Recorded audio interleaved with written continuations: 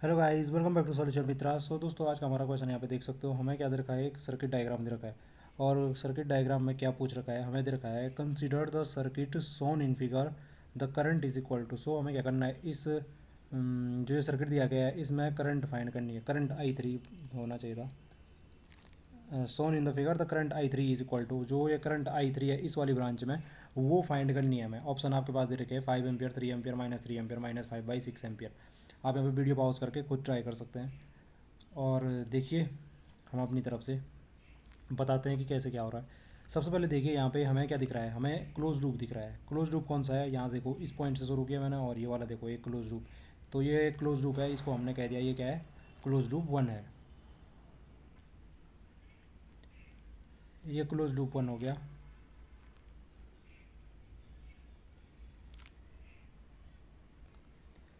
तो यहाँ पे आप देख सकते हो, ये हमारा क्या है, क्लोज लूप 1 है। देखो, इस पॉइंट से शुरू किया और यहाँ पे आप वापस आ गए, तो ये क्लोज लूप 1 हो गया।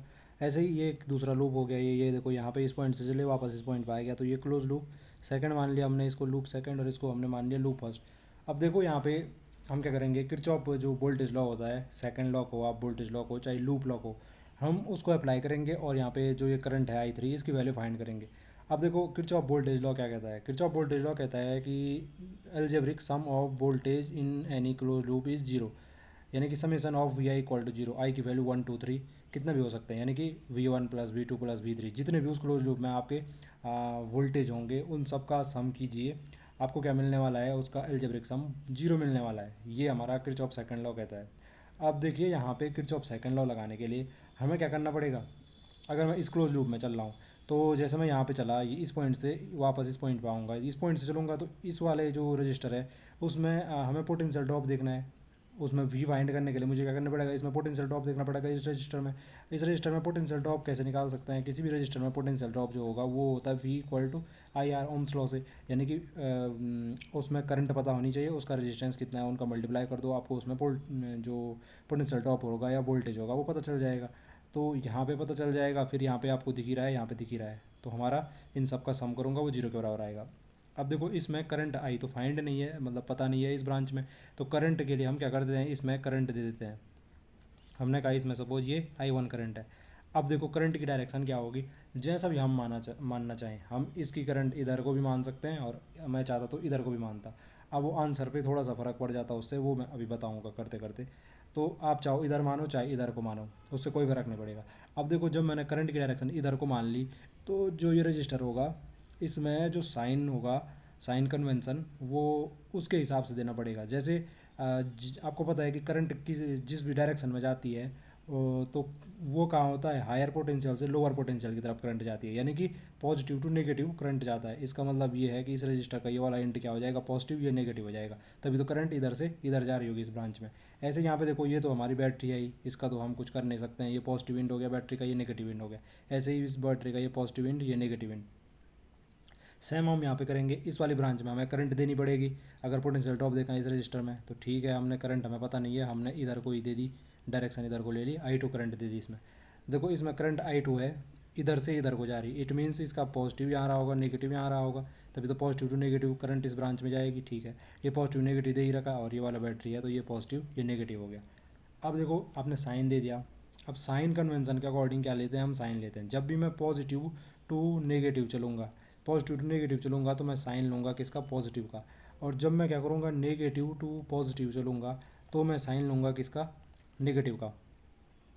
ये कन्वेंशन मैं फॉलो करूँगा। आप चाहे तो वाइस वर्सा, यानी उल्टा भी कर सकते हो। आप पॉजिटिव टू नेगेटिव जाने पे नेगेटिव ले सकते हो साइन, और जब आप नेगेटिव टू पॉजिटिव जाओगे कहीं पे, तो आप साइन पॉजिटिव का ले सकते हो। इससे कोई फ़र्क नहीं पड़ता हमारा, क्योंकि लास्ट में हमने लूप लॉ लगाने पे क्या होता है, उनका एल्जेब्रिक सम ऑफ वोल्टेज क्या होता है, मतलब जीरो होता है। तो अगर मैं पॉजिटिव भी लूँ, मतलब पॉजिटिव टू नेगेटिव जाने पे, चाहे मैं नेगेटिव लूँ, तो दोनों साइन से कोई भी फ़र्क नहीं पड़ेगा।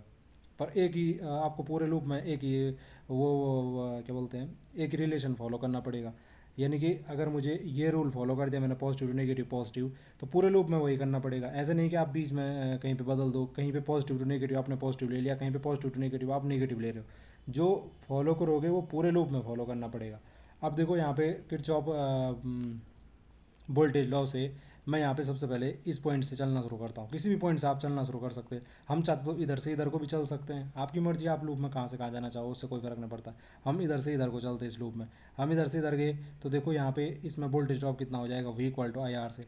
ये हो जाएगा आई इंटू आर, यानी कि 28 हो जाएगा आर की वैल्यू, और आई की वैल्यू कितनी है I1, तो 28 I1 हो गया। अब इधर से इधर चला मैं, फिर देखिए यहाँ पे साइन क्या आएगा, इसमें इसका साइन क्या होगा, पॉजिटिव या नेगेटिव। मैं देखो पॉजिटिव टू नेगेटिव चला, तो मैंने क्या कहा साइन पॉजिटिव का लूँगा, तो पॉजिटिव का ले लिया।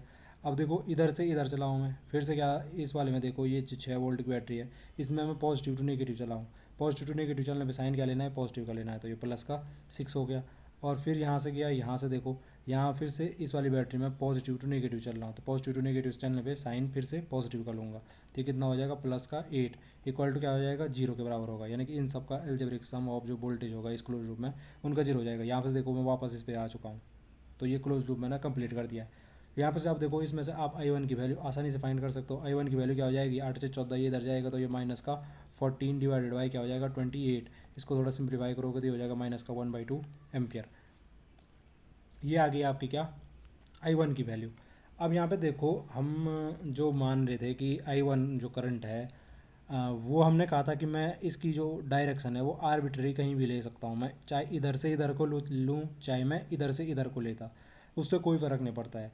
अब फ़र्क कहाँ पे पड़ गया, ये देखो मैंने I1 की वैल्यू निकाली तो वो नेगेटिव में आई। नेगेटिव में आने का मतलब है करंट की वैल्यू कि मैंने जो डायरेक्शन मानी है वो क्या मानी है, गलत मानी है। इसका मतलब जो ये करंट I1 होगा वो वास्तव में इधर से इधर को नहीं चल रही होगी, इस वाली ब्रांच में कहाँ से कहाँ को चल रही है, वो इधर से इधर को चल रही होगी। I1 कहाँ से कहाँ को चल रही होगी, इधर से इधर को, ना कि इधर से इधर। नेगेटिव आने का मतलब यही है कि हमने जो डायरेक्शन मानी है वो गलत मान ली है। हमारे जो डायरेक्शन होगी वो क्या होगी, हमारे उल्टे होगी। ठीक है जी, ये इतना समझ में आ गया होगा। अब देखो हमने तो वही मान रखी, हम तो अभी उसी का अकॉर्डिंग करेंगे सॉल्व। ठीक है जी। अब इस लूप 2 में आप पॉज करके खुद लगाने की कोशिश करो, इसमें भी आप I2 की वैल्यू निकाल सकते हो ऐसे ही लूप लॉ लगाने पे। तो फिलहाल तो हम क्या करते हैं, लूप लॉ लगाते हैं जी। लूप लॉ लगाओ, थोड़ा इधर ही कर दो इसको। तो इस पॉइंट से चलना शुरू करो, वापस इस पॉइंट पे आ जाओ। ठीक है जी। यहाँ पे देखो इसमें वोल्टेज ड्रॉप कितना हो जाएगा, I इंटू आर से 54 इंटू आई कितना है, I2 54 I2। फिर यहाँ से यहाँ कुछ नहीं है, यहाँ से यहाँ के देखो ये माइनस है, माइनस से पॉजिटिव जा रहा हूँ मैं, तो -2 पॉजिटिव जाऊँगा तो साइन लूँगा माइनस का, तो माइनस का 12। फिर यहाँ पे देखो यहाँ भी फिर से -2 पॉजिटिव गया, तो ये हो गया साइन माइनस का 6 इक्वल टू क्या हो जाएगा 0। वापस देखो इसी पॉइंट पे, यानी क्लोज लूप कंप्लीट हो चुका है। तो ये हो गया। यहाँ से I2 की वैल्यू निकालूंगा तो I2 की वैल्यू कितना होगी, 12 6 18, 18 इधर चला गया, डिवाइड बाई क्या हो जाएगा आपका 54। तो इसको थोड़ा सिंप्लीफाई करेंगे तो 18 कम 18 18 जो 1/3 एम्पियर। तो I2 की वैल्यू आ गई 1/3 एम्पियर। अब देखो I2 की वैल्यू क्या आई, पॉजिटिव में आई ना, 1/3 पॉजिटिव, पॉजिटिव का है 1/3, जो करंट की वैल्यू आई 1/3 एम्पियर वो पॉजिटिव में आई है। इट मीन्स पॉजिटिव आने का मतलब है कि जो हमने करंट की डायरेक्शन मान रखी इस ब्रांच में बिल्कुल सही है। तो यहाँ पे देखो करंट जो ये I2 है, I2 इधर से इधर को ही जा रही होगी, I1 इधर को जा रही है। तो आप यहाँ पे अगर I3 की वैल्यू निकालोगे, I3 की वैल्यू मैं पहले ही समझ चुका हूँ क्या आने वाली है, नेगेटिव में आएगी भाई I3 की वैल्यू। कैसे मुझे पता चला, यहाँ पे क्योंकि I3 की देखो डायरेक्शन ही यहाँ पे भी गलत हो गया। I3 की डायरेक्शन जो ये बता रखी है इसने, इनिशियली बता रखी है I3 इधर से इधर को जा रही है, वास्तव में I3 इस ब्रांच में इधर से इधर को नहीं जा रही होगी, वो इधर से ऊपर को जा रही होगी। कैसे मुझे पता चला, देखो अभी मैंने जो रियल डायरेक्शन है वो करंट की वो देखा, तो I1 इधर को जा रही है, I2 इधर को जा रही है। और किरचॉफ का जो फर्स्ट लॉ रहता है वो क्या कहता है कि किसी नोड या जंक्शन जो भी बोलो इसे, उस पर क्या होता है, एलजेब्रिक सम ऑफ करंट क्या होता है, 0 होता है। यानी कि जितना करंट आएगा किसी जंक्शन पे उतना ही बाहर भी जाना चाहिए। ये इस प्रकार से है, ये है कोई अगर जंक्शन, तो इस पर अगर ये करंट आई है, आई करंट आई है, तो आई करंट ही बाहर निकालनी चाहिए। अगर ये I1 इस वाली ब्रांच में चली गई तो इसमें कितनी निकालनी चाहिए, I-I1 जानी चाहिए। 5 एम्पियर इसमें आई है, अगर 2 इसमें चले गई तो 5 - 2 यानी कि 3 इसमें कंफर्म है, जानी ही जानी चाहिए। जितना आया उतना बाहर जाना चाहिए। तो जो ये नोड है, ये कोई ऐसे पॉइंट थोड़ी है कि यहाँ पे हमारी करंट जनरेट हो रही है, ऐसा कोई पॉइंट थोड़ी है। मतलब यहाँ पे कहीं से करंट आनी चाहिए तभी करंट बाहर भी निकलेगी। तो यहाँ पे देखो इस लॉजिक के अकॉर्डिंग जो ये वाला आपको दिख रहा है यहाँ पे जंक्शन, इस जंक्शन में यहाँ पे बना हुआ, अगर थोड़ा सा आप लॉजिकली सोचो, ये जंक्शन ये इधर है, ये इधर है, ये ऐसा कुछ है। अब देखो यहाँ पे ये कह रहा है कि I3 इधर जा रही है, ठीक है, मैं भी इसके अकॉर्डिंग I3 ले लेता हूँ। I1 की डायरेक्शन अभी हमने देखा, हमने इधर से इधर मानी लेकिन नेगेटिव आया, इसका मतलब हमने गलत मानी थी, तो इधर से इधर होगी, जो रियल डायरेक्शन होगी I1 की, ठीक है जी। I1 की डायरेक्शन ये इधर से इधर को हो गई। I2 की हमने देखा कि पॉजिटिव में आ रहा है, इट मीन्स I2 की डायरेक्शन हमने सही मानी थी, इधर से इधर को ही है, तो I2 इधर से इधर को है। अब देखो इस नोड पे अगर मैं देखना चाहूँ, इस नोड पे कहीं तो करंट अंदर आ ही नहीं रही, सारी ब्रांचों में देखो करंट कहाँ निकल रही है, ये भी बाहर जा रही है, ये भी बाहर जा रही है, ये भी बाहर जा रही है। तो ऐसा कभी पॉसिबल है किसी जंक्शन पे कि सारे या तो बाहर ही जाएं या तो सारे ऐसे हो जाएं कि अंदर ही आएँ? ऐसा तो कभी पॉसिबल नहीं है, यानी कि कहीं ना कहीं से अंदर आनी चाहिए तभी तो कहीं बाहर भी निकलेगी। अब ये ऐसा थोड़ी है, ये कोई एनर्जी जनरेटेड सोर्स थोड़ी है कि यहाँ से करंट पैदा हो रही होगी और फिर ऐसे ऐसे ब्रांचों में बाहर जा रही है। यानी यहाँ कहीं कहीं से तो इसमें अंदर की तरफ आना चाहिए था, तभी तो बाहर को निकलती। तो इसका मतलब ये है I1 और I2 तो हमने अभी सॉल्व करके देखा कि ये इसकी डायरेक्शन इधर होगी, इसकी इधर होगी, तो इसका मतलब कंफर्म है कि जो I3 इसने पहले से दे रखी है, इसकी डायरेक्शन क्या है, इसने गलत दे रखी है नीचे को। I3 कहाँ से कहाँ को होगी, इधर से इधर को होगी। अब इसने नीचे को गलत दे रखी है, तो इसका मतलब हम तो इसके अकॉर्डिंग सॉल्व कर रहे हैं, तो I3 की वैल्यू नेगेटिव में आएगी। मैं ये बताना चाह रहा था। खैर चलो, तो देखो जी, हम तो इसी पे आते हैं जी। हम किस पे आते हैं, इसी वाले जंक्शन पे आते हैं। इस जंक्शन पे आओगे आप, इस जंक्शन को मैंने मिटाना नहीं था ना, चलो फिर बना दो, क्या दिक्कत है। ये है जी वो जंक्शन, ये है यहाँ पे I1 करंट, मतलब जो हमने रियल में ले रखी, मतलब इसी में मान रखी है, उसी के अकॉर्डिंग हम सॉल्व कर रहे हैं। I1 इधर है, I2 इधर गई, ठीक है जी, और I3 ये जा रही है इधर को, ऐसे बिल्कुल जा रही है। अब देखो यहाँ पे किरचॉफ जो करंट लॉ होता है, फर्स्ट लॉ, उसके अकॉर्डिंग क्या होता है, जो जितना करंट अंदर आता है किसी जंक्शन पे उतना ही बाहर जाता है। यानी ये करंट I1 इस पे इधर को आया है और बाहर को कौन से निकले हैं, ये निकले हैं। इसका मतलब है कि I1 इक्वल टू क्या हो जाएगा, I2 प्लस क्या हो जाएगा, I3 हो जाएगा। इसका मतलब यही है। या आप ऐसा भी कर सकते हो कि जो अंदर आती है करंट उसको साइन दे दो पॉजिटिव का, और जो बाहर निकलती है उनको दे दो साइन नेगेटिव का, और सबका सम किसके बराबर कर दो, जीरो के बराबर कर दो, एक ही चीज़ है। मैं इसको ऐसे भी लिख सकता हूँ, ऐसे भी लिख सकता हूँ। तो यहाँ से देखो, अब जो जो वैल्यू आपको पता है वो पुट कर दो, I3 की वैल्यू आपको मिल जाएगी। I1 की वैल्यू हमें पता है, I1 की वैल्यू हमने ये निकाल रखी थी, कितना आया था, -1/2, ऊपर ही कर दो इसको। I1 की वैल्यू आई थी -1/2 इक्वल टू क्या हो जाएगा, I2 की वैल्यू भी तो हमने निकाली थी। I2 की वैल्यू यहाँ पे आई थी, कितना थी ये, 1/3, और प्लस क्या हो जाएगा, I3 हो जाएगा।